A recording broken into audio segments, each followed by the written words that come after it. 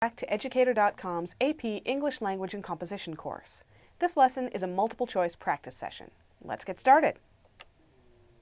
All right, we're going to begin with a lesson overview. We're going to talk about the source passage, what we're actually going to be working on today. We're going to talk about how to read the passage. Then we're going to go over the answers to the big picture questions and the detail questions one at a time.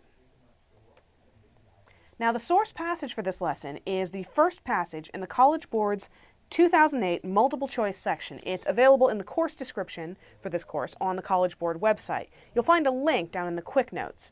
So if you can pull that up, you'll be able to see the passage that we'll be talking about and all of the questions.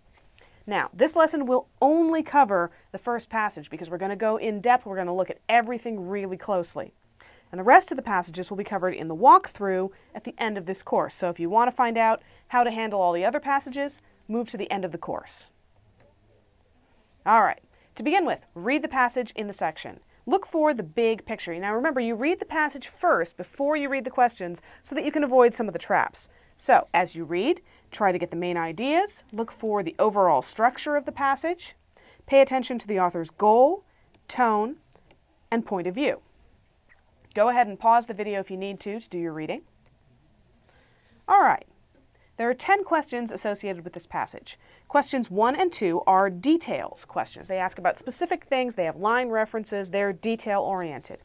Question 3 is a big picture question. It's an overall kind of question. Questions 4 through 7 are details again. Question 8 is a big picture. Question 9 is a detail. And question 10 is a big picture. We're going to start with the big picture questions. So question 3 is asking for an extended analogy in the text. So you go back and you look at the text, what analogy does the author use at great length?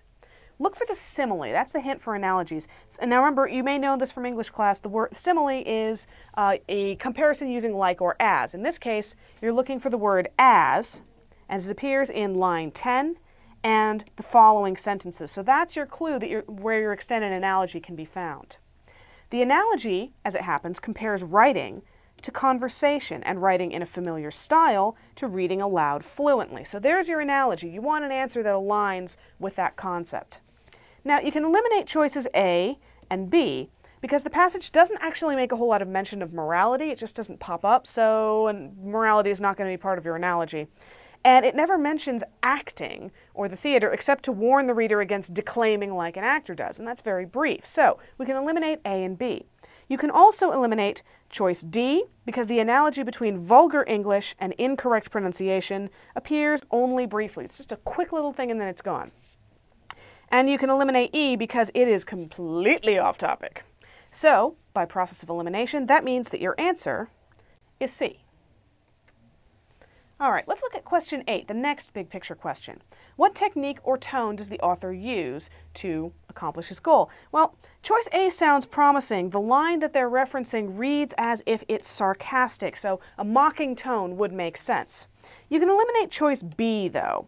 It's not really a paradox. Remember, a paradox is where you use two seemingly contradictory things or a seemingly self-contradictory statement to state a truth. But in this case, there's no contradiction, so it can't be a paradox. You can also eliminate choices C and D. The author doesn't really talk a whole lot about popularity, and he is definitely not defending Samuel Johnson. In fact, he seems to have a very low opinion of him. So you can eliminate those. Finally, you can eliminate E because the author specifically advises the reader not to write like that. There's like, no, this is the negative example. So what you want is something else. So your answer is A. Now notice that all we said at the beginning was choice A sounds promising. The thing about process of elimination is sometimes you'll have to choose between well maybe and probably not, in which case go with well maybe. All right, question 10, our last big picture question. What is the author's tone?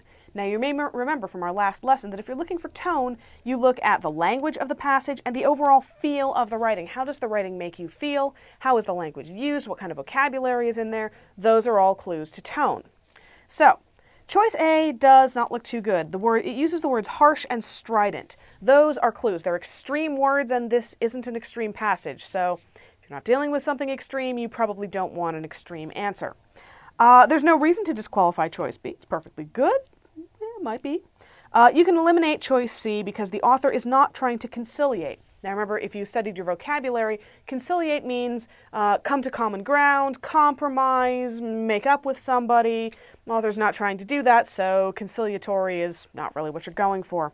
You can also eliminate choice D. This passage is opposed to superficiality, so the tone is not superficial. You can finally eliminate choice E because the passage doesn't seem especially optimistic or pessimistic, for that matter. So enthusiastic and optimistic doesn't make a whole lot of sense. Process of elimination, your answer is B.